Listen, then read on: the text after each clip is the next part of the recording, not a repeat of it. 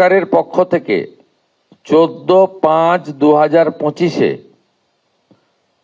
যারা অবৈধ বাংলাদেশি অনুপ্রবেশকারী তাদেরকে সরাসরি বিএসএফ এর হাতে হ্যান্ডওভার করার জন্য একটি নির্দেশিকা এবং তার সঙ্গে একটি আপনার অবৈধ অনুপ্রবেশকারীদেরকে হ্যান্ডওভারের আইন ভারত সরকারের পক্ষে under secretary government of India Pratap Singh Rawat পাঠিয়েছিলেন।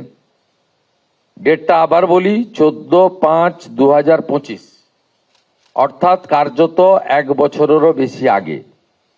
পশ্চিমবঙ্গের আগের সরকার তারা একদিকে শরণার্থীদের সিএএ দেওয়ার ক্ষেত্রে বিরোধিতা করেছে, অন্যদিকে এই গুরুত্বপূর্ণ সুযোগ বা আইন ভারত সরকার যেটা দিয়েছিলেন তাকে কাজে লাগেননি। আজ থেকে আমরা এই আইন কার্যকর করলাম। এর ফলে সিএএ এর অন্তর্ভুক্ত যারা, অর্থাৎ সিএএতে বলা আছে 7টা কমিউনিটি বা ধর্ম পালন করা লোকেরা, তারা সিটিজেনশিপ অ্যামেন্ডমেন্ট অ্যাক্টের আওতায় আসবেন এবং তাদেরকে যারা 31/12/2024 পর্যন্ত এসেছেন তাদেরকে কোনো পুলিশ কোথাও হ্যারাসমেন্ট ডিটেন্ট করতে পারবে না।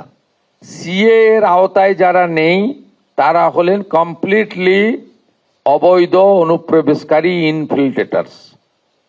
তাদেরকে সরাসরি রাজ্য পুলিশ গ্রেপ্তার করবে এবং ডিটেন করবে এবং হ্যান্ডওভার করবে বিএসএফ এর হাতে, এবং বিএসএফ তারা বিডিআর এর সঙ্গে কথা বলে তাদেরকে ডিপোর্ট করার ব্যবস্থা করবে, অর্থাৎ ডিটেক্ট, ডিলিট, এবারে ডিপোর্ট।